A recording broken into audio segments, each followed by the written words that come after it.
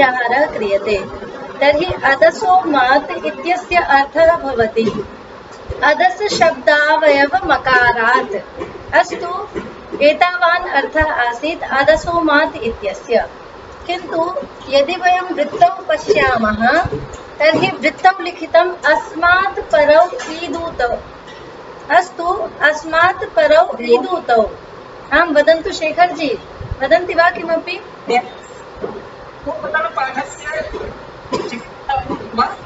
किमिति?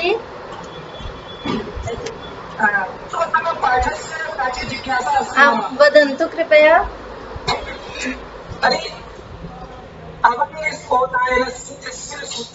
आम् आम्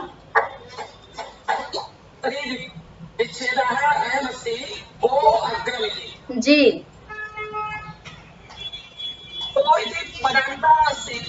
आम् आम्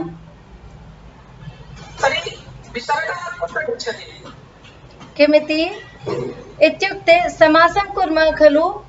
गो अग्रम इत्यत्र यदा सन्धिकार्यं कर्तुं वयं प्रभवामहे तर्हि तत्र विसर्गस्य इत्युक्ते समासे यत् पदं भवति येषां पदानां समासः क्रियते तेषु या विभक्तिः भवति तासां विभक्तीनां लुक् भवति खलु। समासे विभक्ति लुक् भवति खलु, अतः तत्रैव लुक् कृत्वा विसर्गः तत्र गतः, अतः गो अग्रम इत्यस्यैव सन्धिकार्यं क्रियते। अस्तु, सम्यक् अस्ति। अस्तु, तर्हि अदसो मात् इति मया उक्तमासीत्, तर्हि अदसो मात् इति अंशस्य कः अर्थः जातः आसीत्, कश्चन वदतु।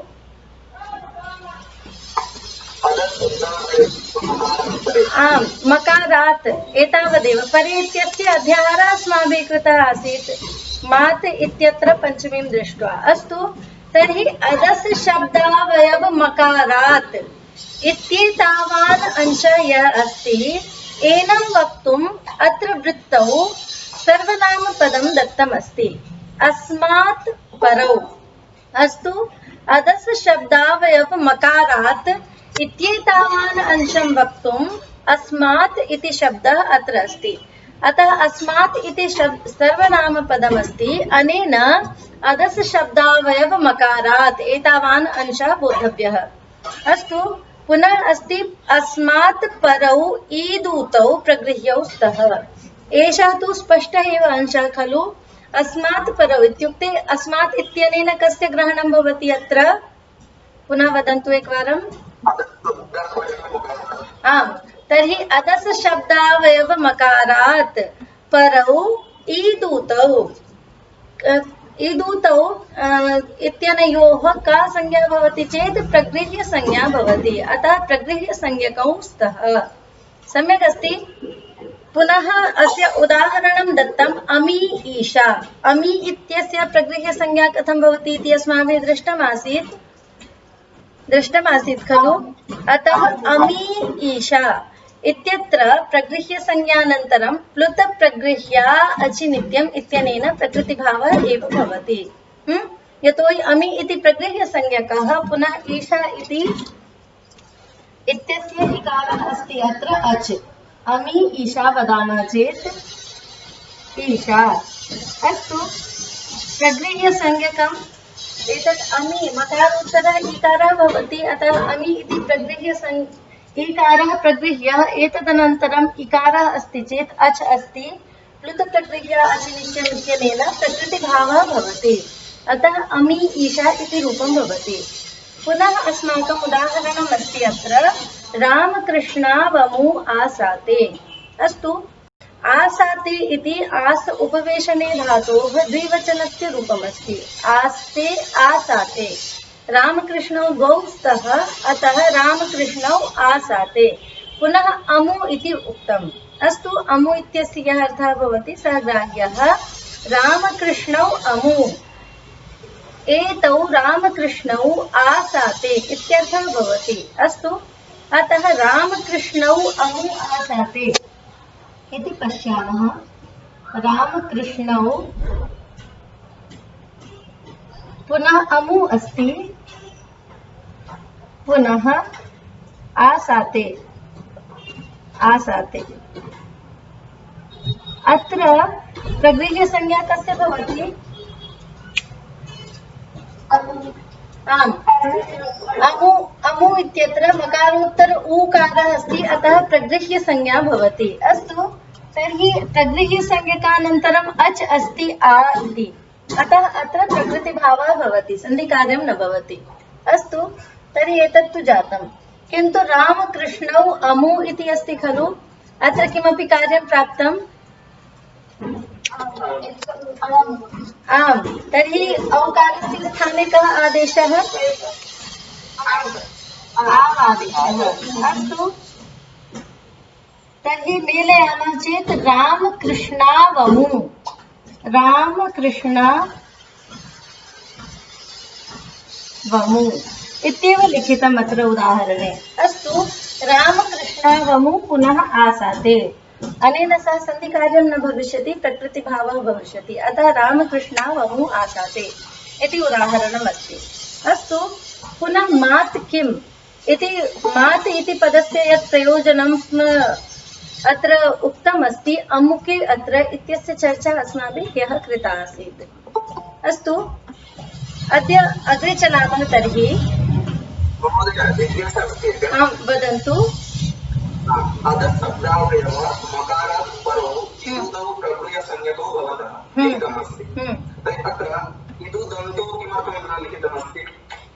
ईदूतौ इत्युक्ते ईदूदन्तौ इति स्वयमेव अवगन्तव्यम्। ईदूदन्तौ इत्युक्ते पश्यन्तु, एतद् अदसो मात् इति अस्ति, अस्य पश्यन्तु अदसः अस्ति, पुनः मात् अस्ति, पुनः ईदूतौ। अत्र ईदूदन्तौ एतदर्थं न लिखितं, यतोहि ईत् ऊतौ कस्यापि विशेषणं भवति वा अत्र?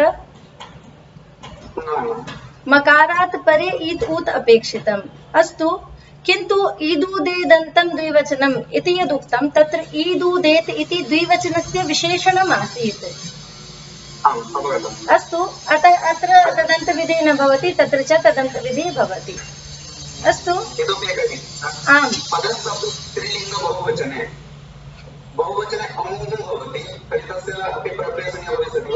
तस्य न भविष्यति, यतोहि मध्ये पुनः विसर्गस्य व्यवधानं भविष्यति खलु। विसर्गव्यवधानं भविष्यति चेत् प्रगृह्यसंज्ञकानन्तरम् अच् साक्षात् न मिलति, अतः तस्य फलं नास्ति। अस्तु, यत्र साक्षात् ऊकारानन्तरम्, एतत् मया ह्यः चर्चितमासीत्। अस्तु, किन्तु अमु इत्यस्य विचारः न कृतः आसीत्। अस्तु, अग्रे चलामः। तर्हि अद्य मया उक्तमासीत्, अद्य अस्माभिः निपातानां प्रगृह्यसंज्ञा करिष्यते। पूर्वं कस्य कस्य प्रगृह्यसंज्ञा जाता? ईकारान्त ऊकारान्त पुनः एकारान्त द्विवचनस्य प्रगृह्यसंज्ञा जाता, पुनः अदस शब्दावयव मकारात् परे ईकारस्य ऊकारस्य च प्रगृह्यसंज्ञा कृता। पुनः इदानीं निपातानां प्रगृह्यसंज्ञा करिष्यते। निपातानां प्रगृह्यसंज्ञा। अस्तु, अत्र प्रगृह्यसंज्ञा तु संज्ञा अस्ति, किन्तु निपाताः अस्माभिः ज्ञेयाः। के निपाताः के भवन्ति? अस्तु, इति अस्माभिः ज्ञेयम्। तर्हि अस्माकं प्रथमं सूत्रं निपातसंज्ञाविधायकम् आगच्छति। अस्तु, प्रथमं सूत्रं कां संज्ञां विदधाति? निपातसंज्ञाविधायकं सूत्रम् आगच्छति। किं च सूत्रं? चादयो असत्वे। अस्तु, चादयो असत्वे। अत्र एतत् सूत्रं निपातसंज्ञां करोति। कां संज्ञां करोति? निपातसंज्ञां करोति। अत्र पदद्वयमस्ति सूत्रे, चादयः इति एकं पदं, पुनः असत्वे इति अपरं पदम्। अस्तु, असत्वे पुनः चादयः।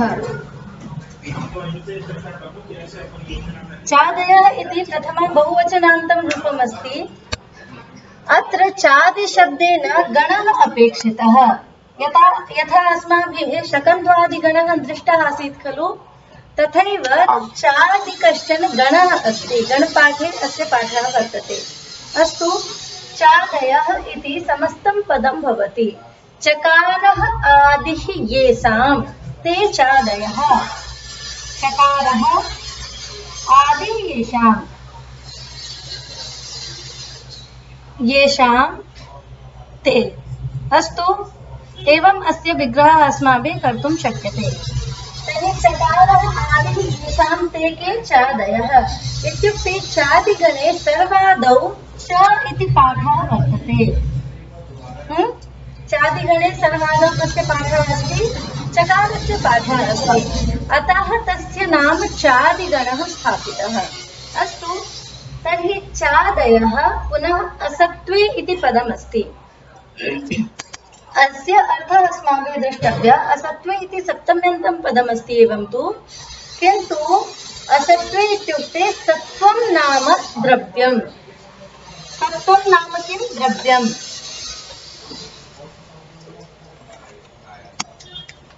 सत्त्वं भवति द्रव्यम्। अस्तु, पुनः न सत्त्वम् असत्त्वं। न सत्त्वम् इति असत्त्वम्। एवं न तत्पुरुषः अस्ति अत्र। अस्तु, न सत्त्वम् असत्त्वम् इति अत्र न तत्पुरुषः विद्यते। तर्हि सत्त्वं नाम द्रव्यं, न सत्त्वम् असत्त्वम् इति चेत् द्रव्यभिन्नम् इति वक्तुं शक्यते। द्रव्यभिन्नं भवति असत्त्वम् इति। अस्तु, सत्त्वशब्दस्य द्रव्यार्थः कथम् आगतः इति चेत् अस्य कृते अमरकोशस्य एका पङ्क्तिः अस्ति, द्रव्यासु व्यवसायेषु सत्त्वम्। अस्तु, अमरकोशः यः ग्रन्थः अस्ति स लिङ्गानुशासनम् इति नाम एतत् इत्युक्ते शब्दकोशः अस्ति। एकप्रकारेण वयं वदामः चेत् संस्कृतस्य शब्दकोशः अस्ति। तत्र श्लोकरूपेण शब्दानाम् अर्थाः निर्दिष्टाः। अस्मासु बहूनां ज्ञानम् अस्ति एतत्, बहवः न जानन्ति अपि। अतः अमरकोशः एकः ग्रन्थः अस्ति। तत्र शब्दार्थानां निर्देशः अस्ति, कस्य शब्दस्य कस्मिन् अर्थे प्रयोगः क्रियते। तस्मिन् एव ग्रन्थे स ग्रन्थः पुनः प्रामाणिकः भवति व्याकरणनये, अर्थज्ञानाय। अतः तस्मिन् ग्रन्थे एषा पङ्क्तिः आगच्छति, द्रव्यासु व्यवसायेषु सत्त्वम्। अतः अत्र द्रव्यपदम् अस्ति, तेन सत्त्व इत्यस्य अर्थः द्रव्यः इति क्रियते। अस्तु, पुनः द्रव्यं नाम किम्? न सत्त्वम् इत्युक्ते न द्रव्यम्, यत् द्रव्यं न भवति। पुनः इदानीम् अस्माभिः द्रव्यभिन्नं किम् अस्ति एतद् ज्ञातुं द्रव्यं किं भवति इति ज्ञेयं खलु। अतः द्रव्यं नाम किम् इति जिज्ञासायाम् उच्यते, लिङ्गसङ्ख्यान्वयी द्रव्यम्। लिङ्गसङ्ख्या कारकान्वितं द्रव्यम् इति पङ्क्तिः लभ्यते। लिंग संख्या पुनः कारक। अस्तु, लिंग संख्या कारकान्वयी द्रव्यम्। अन्वयी द्रव्यम्। अस्तु, स्पष्टं खलु। लिंग संख्या कारक अन्वयी द्रव्यं भवति इत्युक्ते द्रव्यं तदुच्यते यस्य लिंगेन सह पुनः संख्यया सह कारकेन सह च अन्वयः भवति। अन्वयः भवति इत्युक्ते सम्बन्धः भवति इति सामान्येन अस्माभिः वक्तुं शक्यते। इत्युक्ते यस्य लिंगेन सह सम्बन्धः, संख्यया सह सम्बन्धः, कारकेन सह वा सम्बन्धः, तत् किम् उच्यते? द्रव्यम् उच्यते। किन्तु द्रव्य भिन्नं किं भवति? यस्य लिंगेन सह अन्वयः न भवेत्, पुनः संख्यया सह अन्वयः न भवेत्, कारकेन सह च अन्वयः यस्य न भवति, तद् उच्यते द्रव्य भिन्नम्। इत्युक्ते सत्त्व भिन्नम् अथवा असत्त्वम् इति। असत्वम् इति।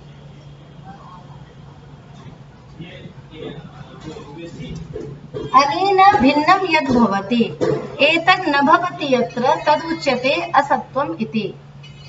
अस्तु, तर्हि इदानीं सूत्रस्य एतत् स्वरूपम् आगतं चादयः द्रव्यभिन्ने अर्थे। अस्तु, पुनः इदानीम् अत्र प्राग्रीश्वरान् निपाताः इति अधिकारसूत्रम् अस्ति। इतः निपाताः इति पदम् अत्र सम्बध्यते। केन सूत्रेण? एतत् स्पष्टं खलु? असत्वम् इति स्पष्टं खलु? यतोहि अग्रेपि एतस्य प्रयोगः भविष्यति। एतत् स्पष्टतया ज्ञेयं। सत्वं नाम द्रव्यम्। आं वदन्तु। पश्यन्तु, असत्वे इति पदमस्ति, तत्र नयसमासः वर्तते। सत्वं नाम द्रव्यम्। अस्तु, सत्वं नाम द्रव्यम् इति त्यजन्तु। इदानीम् असत्वे इति पदमस्ति। न सत्वम् असत्वं तस्मिन् असत्वे इति अत्र समासः अस्ति। पुनः सत्वपदस्य अर्थः भवति द्रव्यम्। केन प्रमाणेन? तो लिङ्गानुशासनस्य अमरकोशस्य एका पङ्क्तिः अस्ति, द्रव्यासु व्यवसायेषु सत्वम्। अनेन ग्रन्थ इत्युक्ते अमरकोश ग्रन्थ प्रमाणेन सत्वं शब्दस्य अर्थः भवति द्रव्यम्। एतावता स्पष्टम्? पुनः न सत्वम् इत्युक्ते न द्रव्यम्। पुनः द्रव्यं नास्ति। यथा अहं वदामि एषः बालकः नास्ति, तर्हि बालकः कः भवति इति अस्माभिः ज्ञेयं खलु? अस्तु, तथैव सत्वं नास्ति, द्रव्यं नास्ति इति वदामः चेत् द्रव्यं नाम किम् इति अस्माभिः ज्ञेयम्। तर्हि किं नाम द्रव्यम् इति जिज्ञासायां शास्त्रे एका पङ्क्तिः लभ्यते, लिङ्गसङ्ख्याकारकान्वयी द्रव्यम् इति पङ्क्तिः लभ्यते। द्रव्यम् इत्यस्य डेफिनेशन् वर्तते वयं वदामः चेत्। अस्तु, तर्हि यस्य लिङ्गेन सह संख्यया सह कारकेन सह वा अन्वयः भवति तद् भवति द्रव्यम्। सम्यक्। पुनः तद् भिन्नम् अद्रव्यम् असत्वम्। तद् भिन्नम् इति उक्ते सति लिङ्ग संख्या कारकेन सह वा यस्य सम्बन्धः न भवति। सम्यक् खलु? अस्तु, एतत् अवधेयम्। पुनः पश्यामः, चादयो असत्वे पुनः निपाताः, प्राग्रीश्वरान् निपाताः इति सूत्रात् अत्र निपाताः इति पदम् अनुवर्तते। प्राग्रीश्वरान् निपाताः।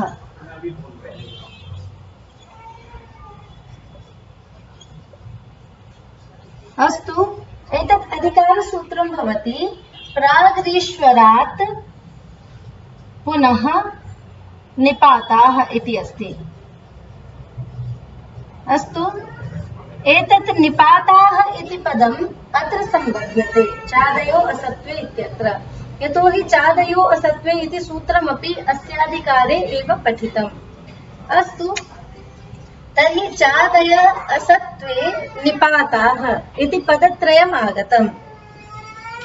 चादय इति गणः अस्ति, असत्वे इति अस्माभिः ज्ञातं सत्त्वभिन्नं द्रव्यभिन्नं वा, निपाताः इति संज्ञा अस्ति अत्र। अस्तु, इयं च संज्ञा असत्वे चादीनां भवति। इत्युक्ते अद्रव्यार्थक चादीनां निपात संज्ञा भवति। अद्रव्यार्थे चादीनां निपात संज्ञा भवति। एतस्य वयम् अर्थं पश्यामः ग्रन्थे चेत् चादयो असत्वे इति लिखितं, पुनः लिखन्ति अद्रव्यार्थाः चादयो निपाताः स्युः। अस्तु, स्पष्टमेव लिखितम्। अद्रव्यार्थाः इत्युक्ते असत्वे अद्रव्यार्थे ये विद्यन्ते तादृशः चादयः इत्युक्ते अद्रव्यार्थाः चादयः निपातसंज्ञाः स्युः। स्पष्टं खलु? स्पष्टं खलु? अस्य उदाहरणं वदामि चेत् पश्यन्तु, यथा अस्ति रामः कृष्णः च रामकृष्णयोः समुच्चयः, समुच्चयः एव अर्थः खलु, इत्युक्ते द्वयोः समुदायः इत्येव तु चकारेण अस्माभिः बोधनीयमस्ति। अतः रामकृष्णः च इति वदामः चेत् चकारः समुच्चयार्थे अस्ति, समुच्चय अर्थः। किन्तु अस्य चकारस्य किं लिङ्गेन सह कारकेन सह पुनः संख्यया सह वा अन्वयः अस्ति अत्र? नास्ति खलु। यथा वयं वदामः बालकाः बालिकाः च, तर्हि चकारः तद्वदेव तिष्ठति, अत्र परिवर्तनं न भवति। यदि लिङ्गसंख्या कारकान्वयित्वं भवति चेत् तदनुगुणम्, इत्युक्ते येन सह अन्वय तदनुगुणं लिङ्गं परिवर्तते, पुनः संख्या परिवर्तते, पुनः च कारकत्वम् अपि तत्र परिवर्तते। इत्युक्ते कारकेन सह अन्वयः यदा भवति चेत् सम्बन्धः दृश्यते अस्माभिः। अस्तु, विभक्ति विपरिणामः विशेषणेऽपि दृश्यते, किन्तु चकारं यदा वयं समुच्चयार्थे वदामः चेत् तत्र लिङ्गसंख्या कारकेन सह सम्बन्धः नास्ति, अतः असत्त्वे विद्यते सः चकारः इति वक्तुं शक्यते। इत्युक्ते द्रव्यार्थः तत्र नास्ति, अतः अद्रव्ये अर्थे चकारः तत्र अस्ति इति वक्तुं शक्यते। पुनः अद्रव्ये अर्थे चेत् असत्त्वे अर्थे चकारः अस्ति इति वक्तुं शक्यते। तर्हि असत्त्वे यदा चादि इत्युक्ते चादिगण पठिताः शब्दाः यदा असत्त्वे अर्थे विद्यन्ते तदा तेषां का संज्ञा भवति? निपात संज्ञा भवति। अस्तु, एतस्य अग्रे प्रयोजनं वदिष्यते, इदानीं निपात संज्ञा भवति इति ज्ञेयम्। अस्तु, तथैव चादिगणे पशु शब्दः अस्ति एकः, एकः पशु शब्दः अस्ति। यदा स पशु शब्दः सम्यक् अर्थे, इत्युक्ते पशु शब्दः प्रचलितः अपि वर्तते खलु, पशु पशु वयं जानीमः, अश्वादयः पशवः भवन्ति। तदा यदा अश्वादि अर्थे अस्ति पशु शब्दः, तर्हि अयं पशु शब्दः लिङ्गसंख्या कारकान्वयी भवति न वा इति भवन्तः स्वयमेव वदन्तु। भवति खलु। अतः यदा अश्वाद्यर्थे पशु शब्दः चादिगणे अस्ति। अस्तु, एतदस्माभिः ज्ञेयम्। अहं चादिगणं प्रेषयिष्यामि, लम्बायमानं गणः अस्ति कश्चन, सः द्रष्टव्यः अस्माभिः। पुनः पशु शब्दः तत्र पठितः, किन्तु यदा अश्वादि अर्थे भवति चेत् तत् लिङ्गसंख्या कारकान्वयित्वं तत्र तिष्ठति, अतः इदानीम् अस्य निपातसंज्ञा न भविष्यति। अस्तु, किन्तु पशु शब्दस्यैव सम्यक् अर्थः अपि भवति।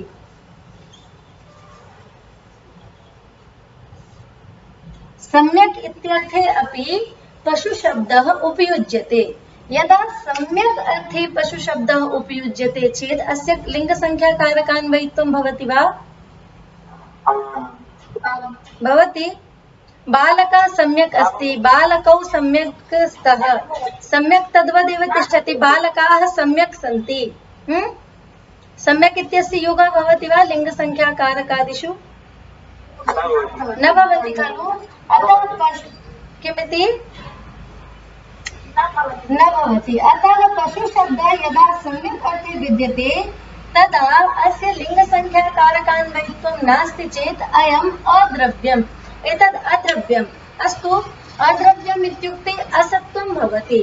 पुनः असत्त्वे यदा चादि विद्यते, चादिगणे अस्य पाठः अस्ति, चादिगणे अस्य पाठः अस्ति, अतः चादिगणे पठितः पुनः लिङ्गसंख्या कारक अनन्वयित्वम् इति वक्तुं शक्यते।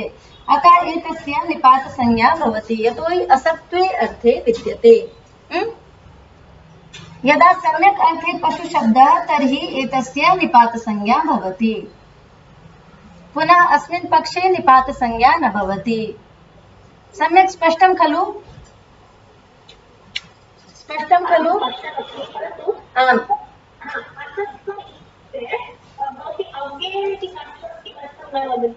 किमिति?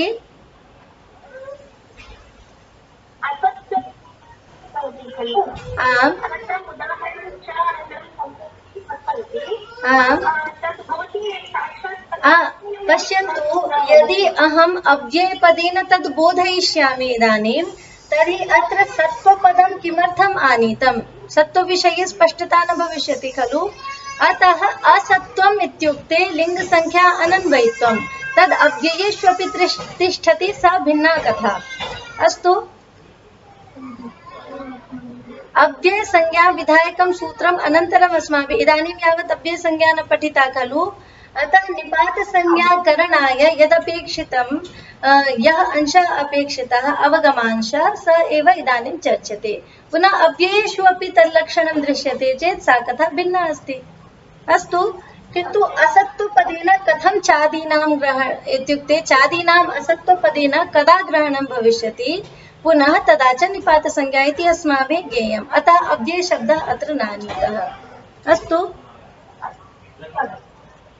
पुनः यथा पशुशब्दः अस्ति खलु, पशुशब्दः साक्षात् अव्ययशब्दः नास्ति, यतोहि तस्य अश्वादि अपि अर्थः अस्ति, तस्य अर्थभेदः अपि भवितुं शक्नोति खलु। अतः यदा अयम् अस्मिन् अर्थे असत्त्वे अर्थे विद्यते, तदा एव तस्य निपातसंज्ञा भविष्यति। अग्रे चलामः इदानीम्। अग्रे चलामः। कश्चन प्रश्नः अस्ति। तर्हि चादयो असत्त्वे पुनः सूत्रमस्ति अस्माकं प्रादयः इति। किं सूत्रमस्ति? प्रादयः। प्रादिगणः अस्माभिः पठितः खलु। प्रादीनां चर्चा कुत्र आगता? उपसर्गाः क्रियायोगे इति स्मर्यते खलु अस्माभिः। आम्, तर्हि तत्र प्रादीनां चर्चा आसीत् वा? आसीत् खलु। तर्हि आम्, उपसर्गाः क्रियायोगे इत्यनेन किम् उच्यते?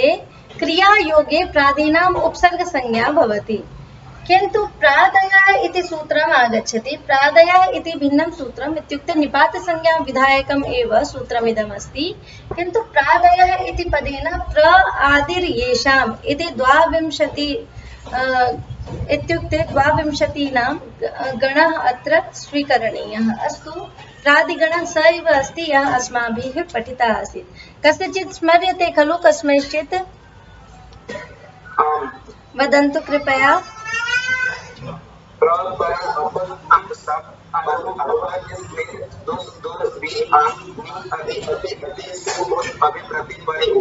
आम्, एते 22 प्रादयः सन्ति। अतः इदानीं प्रादयः इति सूत्रेण एतेषां निपातसंज्ञा क्रियते। पुनः पश्यन्तु, चादयो असत्त्वे इति सूत्रम् अस्माभिः पठितम्। एतद् अनन्तरम् एव साक्षात् प्रादयः इति सूत्रम् अष्टाध्याय्यां पठितम्। अस्य संख्यां पश्यामः चेत् एषा संख्या प्रथमाध्यायस्य चतुर्थपादस्य 57तमं सूत्रमिदं भवति, चादयो असत्त्वे इति। पुनः एतस्य सूत्रस्य संख्या भवति 58 इति। अस्तु, अतः साक्षात् अनन्तरम् अस्ति सूत्रमिदम्। अतः प्रादयः इति उक्तं, पुनः असत्त्वे इति पदम् अत्र आगच्छति। अस्तु, असत्त्वे इति पदम् आगच्छति अत्र। प्रादयः पुनः असत्त्वे इति, चादयो असत्त्वे इत्यनेन पुनः प्राग्रीश्वरान् निपाताः इत्यस्य अधिकारः अस्ति। अतः निपाताः इति पदम् आगच्छति।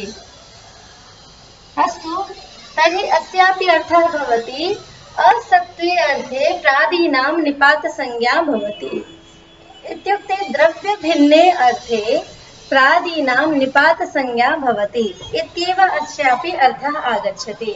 पुनः कुत्र च प्रादीनाम् अद्रव्यम् अर्थः अस्ति, इत्युक्ते द्रव्यभिन्नः अर्थः कुत्र लभ्यते अस्माकं प्रादीनां, स अन्वेष्टव्यः भवता। अस्तु, अतः असत्त्वे अर्थे प्रादीनां निपातसंज्ञा भवति। यथा चादया वयं पठितवन्तः खलु, सर्वेषां चादीनां स्पष्टोल्लेखः अर्थनिर्देशः क्वापि न कृतः, इति अस्माभिः शास्त्रेषु अन्वेष्टव्यम्। एतत् सूत्रद्वयोः यदि स्पष्टं ज्ञानम् अपेक्षितं चेत् प्रादिषु यत् पठितं पुनः चादिषु यत् पठितं, चादिगणे यः पठितः पुनः प्रादिगणे यः पठितः, तेषां तेषां कुत्र कुत्र असत्वम् अर्थः अस्ति, अद्रव्यम् अर्थः अस्ति इति अस्माभिः अन्वेष्टव्यम्। एषः अपि कश्चन रिसर्च् विषयः भवति, यः इदानीं यावत् स्पष्टतया क्वापि न दृश्यते। अस्तु, अतः चादिगणे पठितानां पुनः प्रादिगणे पठितानां यदा असत्त्वे अर्थे प्रयोगः भवति तदा तेषां निपातसंज्ञा क्रियते। अस्तु, तर्हि इदानीं सूत्रद्वयम् अस्माकं निपातसंज्ञा विधायकम् आगतम्, प्रादयः इति पुनः चादयो असत्त्वे इति च। अस्तु, पुनः निपातसंज्ञया किं करणीयं चेत् अग्रिमं सूत्रम् आगच्छति निपात एका जनाङ्ग इति। किं सूत्रम् आगच्छति? एतत् प्रादीनां निपातसंज्ञा कदा भवति इति अस्माभिः ज्ञातं खलु। एतस्य विषये एकम् अहं वक्तुम् इच्छामि अत्र। पश्यन्तु, यदा प्रादीनां यदा क्रियया सह योगः भवति खलु, यथा अत्र लिखितम्, इत्युक्ते प्रादीनां यदा क्रियया सह योगः भवति तदा तेषां सत्वम् अर्थः न भवति, द्रव्यार्थकः न भवति तत् इति लिखितमस्ति टीकासु। पुनः अस्माभिः एतत् कश्चन विचारः कृत्वा अत्र ज्ञातुमपि शक्यते। अतः क्रियायोगे प्रादीनां का संज्ञा क्रियते? उपसर्ग संज्ञा क्रियते। किन्तु एते एव प्रादयः यदि असत्त्वे अर्थे विद्यन्ते तर्हि तेषां निपात संज्ञा क्रियते। अस्तु, पुनः अग्रे पश्यामः।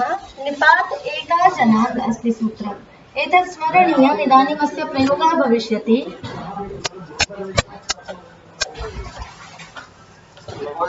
आं वदन्तु।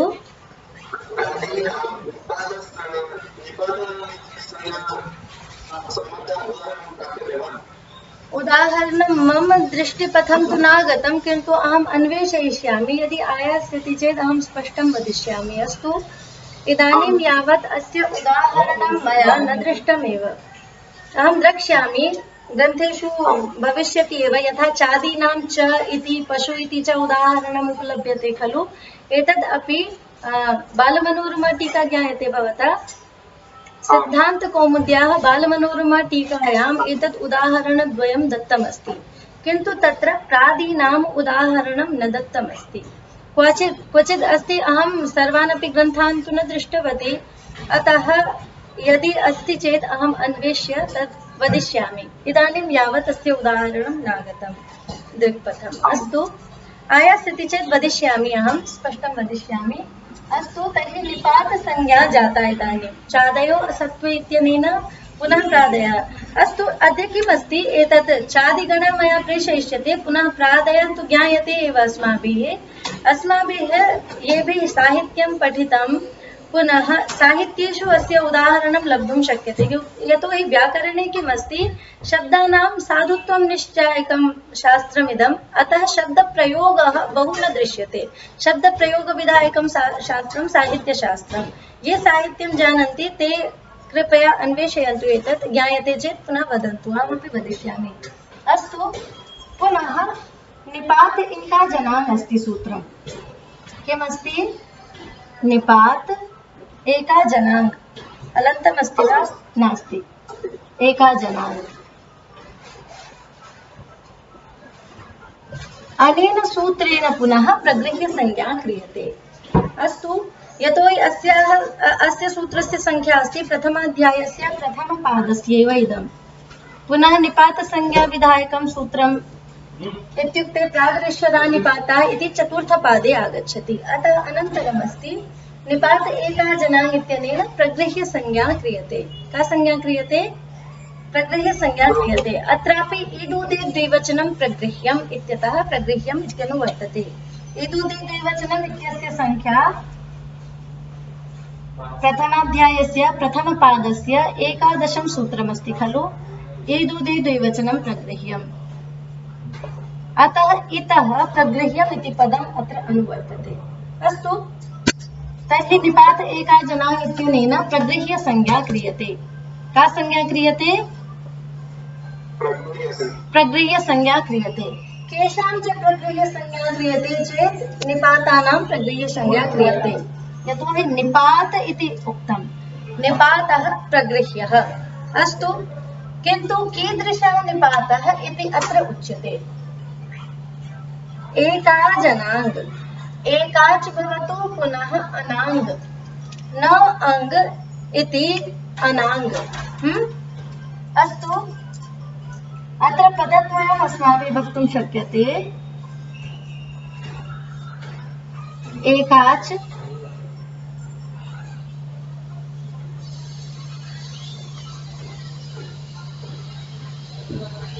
अनाङ् इति।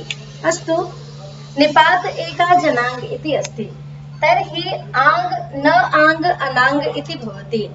इत्युक्ते आङ् वर्जः इति शब्दः अत्र प्रयुक्तः। आङ् न, अनाङ् इत्यस्य अर्थः भवति आङ् न इति। अयमेव न इति पदं वर्जः इत्यनेन उक्तम्। वर्जः, वर्जितम्। अस्तु, वर्जितम् अस्ति, निषिद्धम् अस्ति इति उपयुज्यते खलु। वर्ज शब्दस्य प्रयोगः अस्माभिः दृश्यते। अतः आङ् नास्ति इति वक्तुम् आङ् वर्जः इति उक्तमस्ति। अस्तु, अनाङ् इति न आङ् अनाङ् अर्थात् आङ् वर्जः। पुनः किमस्ति? एकाच। एकाच इत्युक्ते एकः अच् यस्मिन्। अत्रापि बहुव्रीहि समासः अस्ति। अतः कीदृशः भवतु? आङ् भिन्ना भवतु, पुनः एकः अच् भवतु तत्र। एकाच पुनः आङ् वर्जः। कः? निपातः। एकाच पुनः आङ् वर्जः निपातः। का संज्ञा भवति तस्य? प्रगृह्य संज्ञा भवति। अस्तु, तर्हि निपात संज्ञा केन कृता? निपात संज्ञा विधायकं सूत्रद्वयं वदन्तु शीघ्रम्। चादयो असत्त्वे प्रादयः। तर्हि निपात संज्ञा येषां जाता तेषु पूर्वं तु अस्माभिः एकाच निपात द्रष्टव्यः। एकाच निपात द्रष्टव्यः। अत्र वयं चादिगणं पश्यामः चेत् च, वा, ह, पुनः इ, उ, रि एते अपि अत्र पठिताः सन्ति।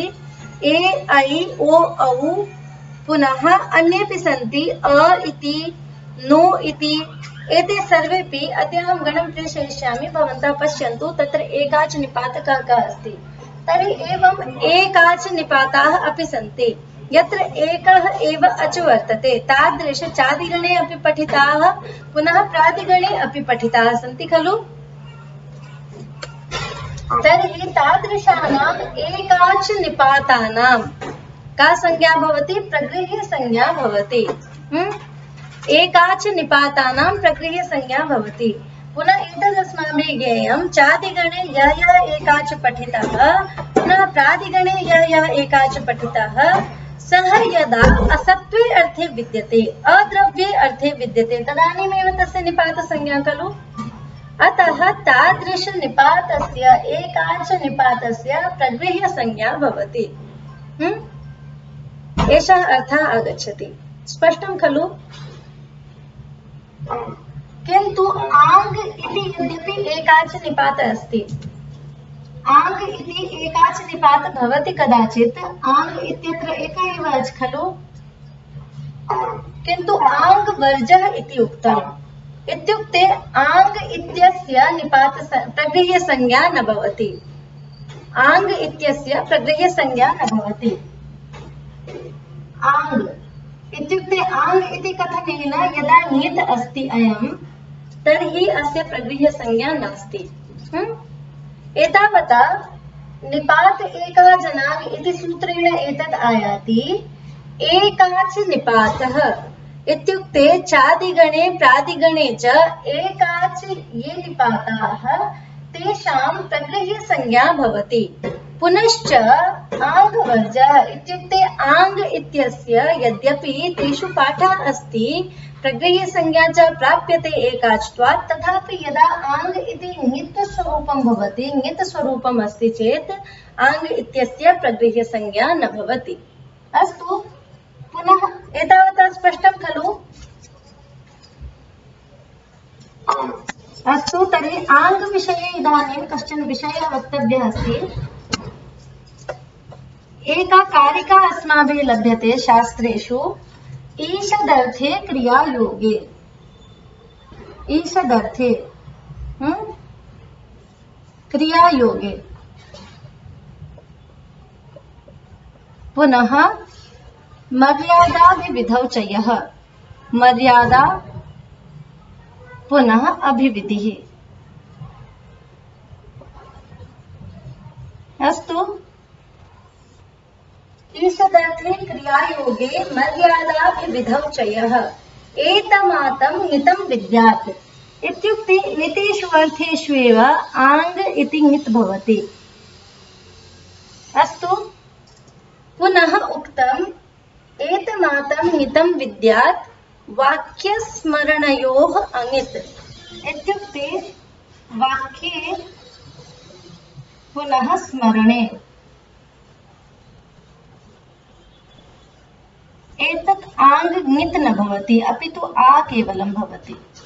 अस्तु, तर्हि आङ् इत्यस्य प्रगृह्यसंज्ञायाः निषेधः क्रियते, आ इत्यस्य प्रगृह्यसंज्ञायाः निषेधः न क्रियते। अस्तु, एतत् स्पष्टं खलु? किमहं वक्तुम् इच्छामि? पश्यन्तु, एका कारिका अस्ति आङ् इत्यस्य विषये। अत्र उक्तं खलु आङ्गवर्जः एकाच प्रगृह्यः, आङ्गवर्जः एकाच निपातः प्रगृह्यः इति उक्तं खलु? तर्हि आङ् न भवतु तत्। आङ् इति कथनेन ङित् आङ् इति स्वीक्रियते। इत्युक्ते यत्र ङकारः अस्ति तादृश आङ् वदामः चेत् ङकारः तत्र अस्ति, ङकारस्य इतसंज्ञा च भवति। अतः एतत् आङ् इति किम् उच्यते? ङित् उच्यते, यतोहि ङकारस्य अत्र इतसंज्ञा भवति। अस्तु, एतत् स्पष्टम्? आङ् इत्यत्र ङकारस्य इतसंज्ञा, अतः ङित् उच्यते।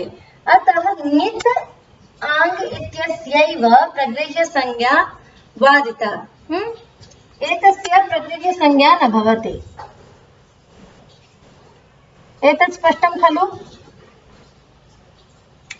अस्तु, तर्हि आङ् यः ङित् अस्ति तस्य प्रगृह्यसंज्ञा न भवति इति उक्ते सति अस्माभिः एतद् ज्ञेयं यत् आङ् कुत्र कुत्र ङित् भवति, कुत्र कुत्र च ङित् न भवति।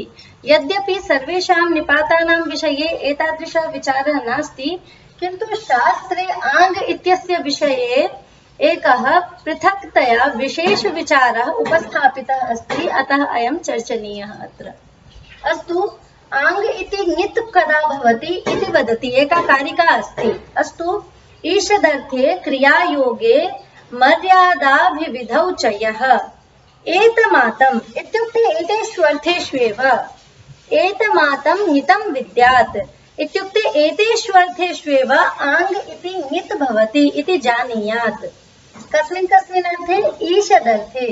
पुनः क्रियायोगे आङ् ङित् भवति, पुनः मर्यादार्थे यदा आङ् अस्ति चेत् ङित् भवति, अभिविधौ यदा आङ् अस्ति चेत् ङित् अस्ति इति ज्ञेयम्। यतोहि अस्माभिः प्रयोगे किम् आ इति स्वरूपम् एव दृश्यते। यथा ईषदर्थे, ईषदर्थे इत्युक्ते अल्पे अर्थे। ईषदर्थे इत्यस्य उदाहरणं पश्यामः चेत् ईषद् उष्णम् ओष्णम् इति रूपं भवति। ईषद् उष्णम् ओष्णम् इति रूपं भवति। अत्र आङ् उपसर्गः अत्र योज्यते, ईषद् अर्थे आङ् इति आगच्छति, अतः आ ओष्णम्, आ पुनः ओष्णम्। एतत् ओष्णम् इति रूपं भवति। अत्र आङ् वर्तते, अतः एतत् ङित् अस्ति, यतोहि ईषद् अर्थे अस्ति। अस्तु, ईषद् उष्णम् इत्युक्ते अल्पम् उष्णम् इति वक्तव्यं चेत् ओष्णं वदामः, तत्र आङ् इति योजितः अस्ति। अस्तु, अतः ईषदर्थे आङ् इति ङित् भवति। तथैव क्रियायोगे वदामः। क्रियायोगस्य उदाहरणमस्ति आ इहि अथवा आगच्छ किमपि वदामः चेत् क्रियायोगे तत् आङ् भवति। क्रियायोगे आ इति दृश्यते चेत् तत् ङित् अस्ति इति अस्माभिः ज्ञेयम्। तथैव मर्यादा अर्थे मर्यादा भवति लिमिट्। इत्युक्ते अस्माभिः वक्तव्यम् अस्मिन् देशे वृष्टिः जाता। अस्तु, पुनः एकम् इत्युक्ते पश्यन्तु, एकं बोर्डर् लाइन् अस्ति, यथा जम्मू बोर्डर् अस्ति। मया जम्मू बोर्डर् पर्यन्तं गन्तव्यं, तर्हि अहं बोर्डर् तः पूर्वम् एव यदि तिष्ठामि चेत् तदुच्यते मर्यादा। किन्तु बोर्डर् उल्लङ्घ्य जम्मू नगरं प्रविशामि चेत् तदुच्यते अभिविधिः। किन्तु किमुच्यते तस्य कृते? बोर्डर् पर्यन्तम्, आ बोर्डर् इति प्रयोक्तुं शक्यते। किन्तु तत् अस्माकं इच्छा अस्ति, वयं कुत्र मर्यादा वक्तुम् इच्छामः, कुत्र च अभिविधिः। यथा एतत् लिमिट् अस्ति, एतावदेव यदि तिष्ठामः चेत् मर्यादा इति उच्यते। पुनः यदि अत्र एतद् आगच्छति तर्हि अभिविधिः इति उच्यते। अस्तु, किञ्चित् स्पष्टं खलु? किञ्चित् स्पष्टम्? अस्तु, पुनः ईषद् तथैव मर्यादा अर्थे यदा आङ् अस्ति, यथा एतस्य उदाहरणम् अत्र दीयते अलवरात्। इत्युक्ते किमपि वदामः आ जम्मू कश्मीरात् इति वदामः चेत् जम्मूतः पूर्वम् एव इति अर्थः यदा स्वीक्रियते तदा मर्यादा अर्थः। पुनः जम्मू प्रविश्य उल्लङ्घ्य क्वचित् अन्यत्र इत्युक्ते अभिविधिः, तदा आङ् इति ङित् भवति। मर्यादा अर्थे पुनः अभिविधि अर्थे ईषदर्थे क्रियायोगे च आङ् इति ङित् अस्ति। किन्तु अत्र तु प्रक्रिया वदन्तु।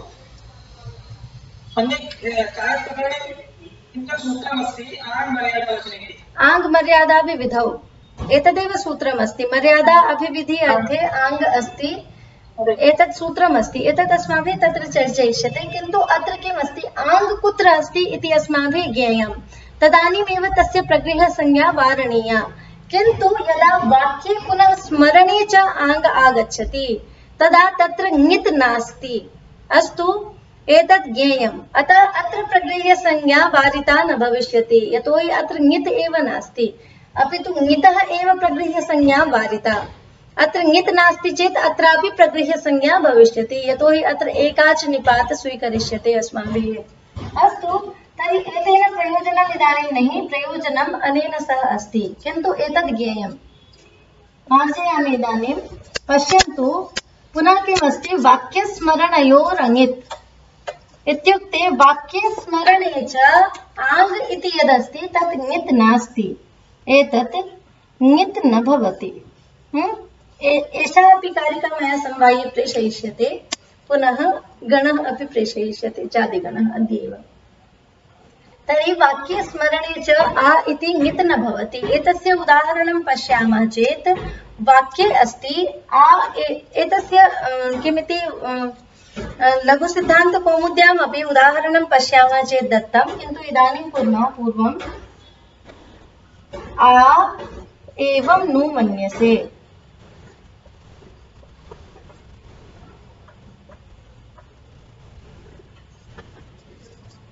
एतत् वाक्यमस्ति। इत्युक्ते यदि कश्चन किमपि वदति, अस्तु, तर्हि वयं वदामः आ एवं नु मन्यसे इति वदामः चेत् अहो इत्यर्थः अस्ति तत्र। इत्युक्ते अहो एवं जानाति वा इति एवं वक्तव्यं चेत् वाक्ये आ इति ङित् नास्ति। अस्तु, ङित् नास्ति। पुनः स्मरणे, स्मरणे इत्यस्य अत्र उदाहरणं दत्तमस्ति। स्मरणे इत्यस्य अस्ति आ एवं किल तत्। अस्तु, एवं किल तत् इत्यर्थः अस्ति तत्र। आ एवं किल तत्।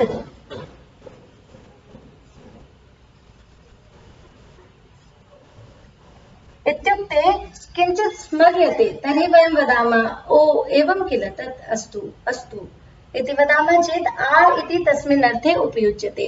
तर्हि अत्रापि स्मरणे यदा आ इत्यस्य प्रयोगः तर्हि ङित् न भवति। अस्तु, एवम् एव वाक्ये स्मरणे च आङ् इति ङित् नास्ति, अतः तत्र प्रगृह्यसंज्ञा वारिता न भविष्यति। इदानीं ग्रन्थं पश्यामः किञ्चित्। निपात एका जनाङ् इत्यत्र लिखितम् एको अच् निपात इत्युक्ते एकाच निपात, एकः अच् निपात, एकाच रूप निपातः आङ्गवर्जः इत्युक्ते आङ्गवर्जः अस्माभिः चर्चितं खलु। अनाङ्ग इत्यस्य अर्थः आङ्गवर्जः। निषेधार्थे वर्ज इति शब्दः अत्र प्रयुक्तः। पुनः आङ्गवर्जः प्रगृह्यः स्यात् इत्युक्ते प्रगृह्यसंज्ञकः भवति इति। पुनः उक्तम्, अस्य उदाहरणं पश्यामः चेत् अस्य उदाहरणम् अस्ति इ इन्द्रः इति उक्तम्। किम् उदाहरणं दत्तम्? इ इन्द्रः। अस्तु, अयम् इ इति चादिगणे पठितः अस्ति। चादिगणे इ इति मया उच्चारितः खलु, उ इत्यपि आगच्छति, अतः इ इति चादिगणे अस्ति। यदि अयम् असत्त्वे अर्थे चेत् अस्य निपातसंज्ञा भविष्यति। केन सूत्रेण? केन सूत्रेण निपातसंज्ञा भविष्यति? आम्, चादयोः असत्त्वे इत्यनेन। अस्तु, तर्हि चादयोः असत्त्वे इत्यनेन इ इत्यस्य किमर्थं? यतोहि चादिगणे अस्ति। इ इत्यस्य अर्थः अस्ति विस्मये, विस्मयः अर्थः। अतः विस्मयः इत्यर्थः भवति चेत् असत्त्वार्थकः भवति।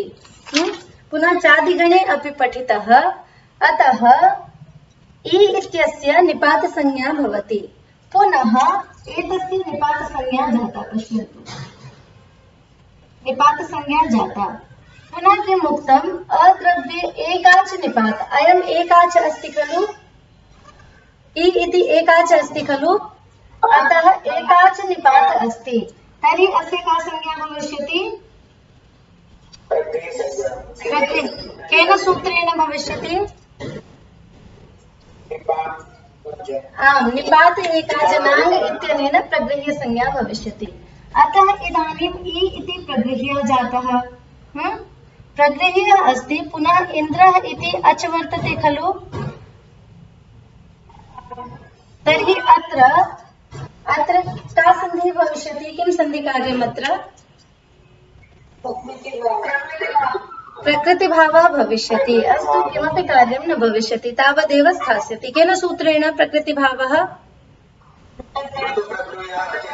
प्लुत प्रगृह्य अच् नित्यं। यतोहि प्रगृह्यसंज्ञकानन्तरम् अच् परे अस्ति, अतः प्रकृतिभावः भविष्यति। अतः एवमेव एतत् स्थास्यति इ इन्द्रः इति। अस्तु, पुनः अत्र का इत्युक्ते कस्याः प्राप्तिः आसीत्? सामान्येन वयं चिन्तयामः चेत् इ इन्द्रः इत्यत्र दीर्घस्य प्राप्तिः आसीत्, किन्तु दीर्घं प्रबाध्य अत्र प्रकृतिभावः भवति। यतोहि इ इति चादिगणे पठितः, पुनः असत्त्वे अर्थे विद्यते, तस्य च निपातसंज्ञां विधाय एकाच निपातः अस्ति चेत् प्रगृह्यसंज्ञा क्रियते। पुनः द्वितीयम् उदाहरणम् अस्ति उ उमेशः।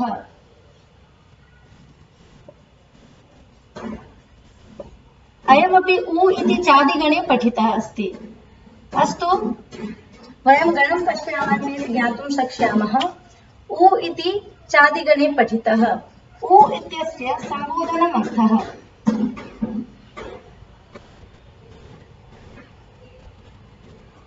का अर्थः? सम्बोधनमर्थः इत्युक्ते उ उमेशः एवं वदामः चेत् सम्बोधनं क्रियते अस्माभिः। अस्तु, अतः अत्र उ इति सम्बोधनार्थे अस्ति।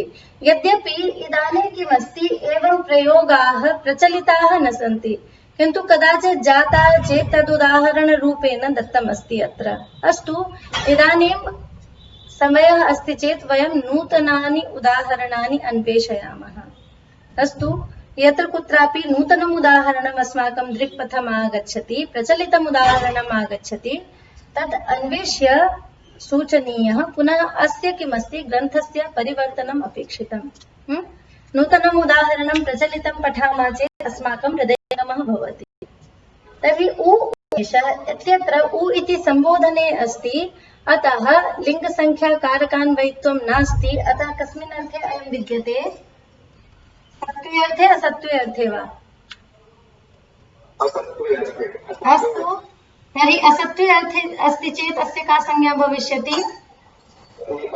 निपातसंज्ञा भविष्यति। केन सूत्रेण? आम्, चादयो असत्त्वे इत्यनेन। पुनः अयं निपातसंज्ञकः एकाच अस्ति खलु?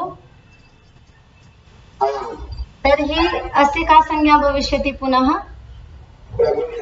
प्रगृह्यसंज्ञा। केन सूत्रेण? आम्, निपात एकाचनाङ् इत्यनेन प्रगृह्यसंज्ञा। अतः इदानीं प्रगृह्यसंज्ञकानन्तरम् उ इति अच् अस्ति खलु?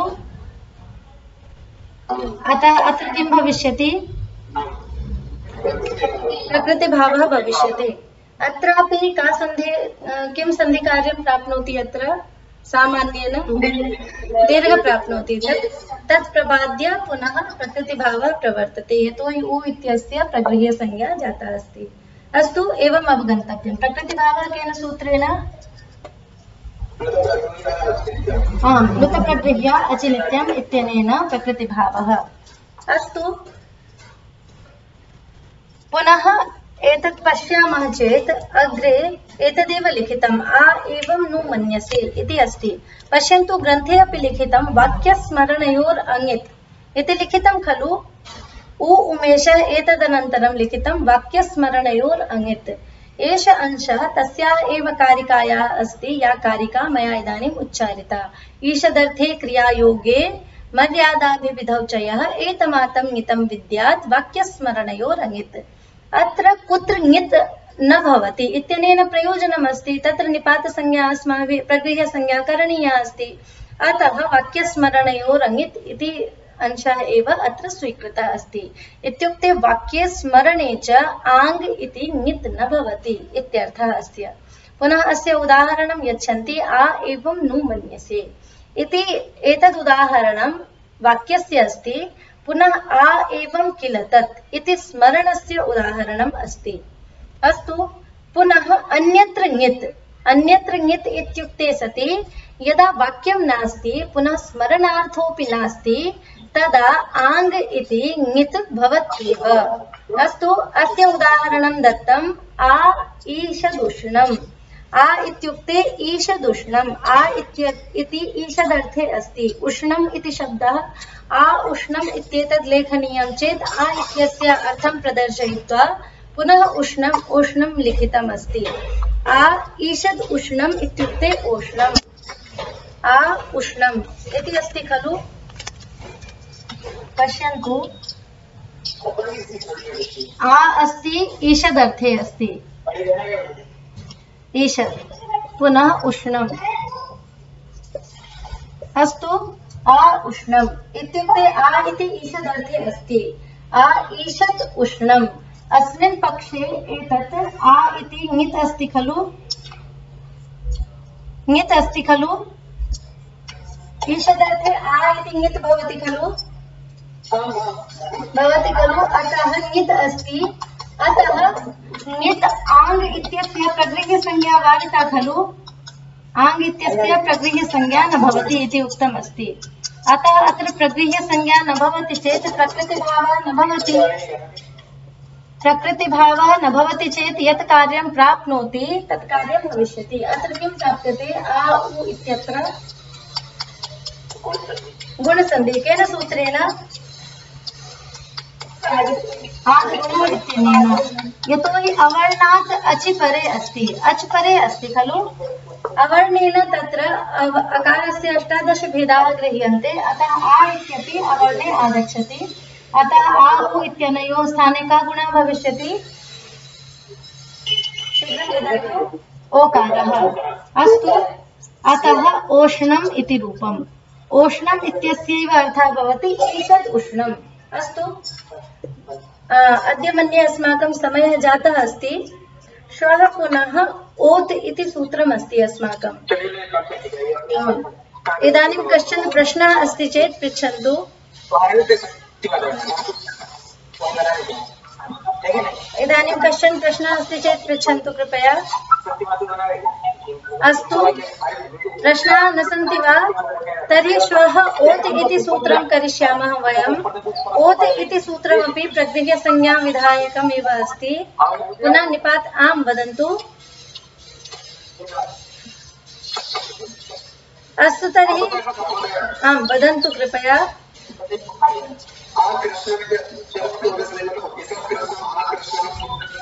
ईषत् कृष्णं भवेत् न आकृष्णम् इति भवितुमर्हति। ईषदर्थे आङ् इत्यस्य प्रयोगः कर्तुं शक्यते, किन्तु अहं विचिन्त्य वदिष्यामि एतत्। अस्तु, किमिति?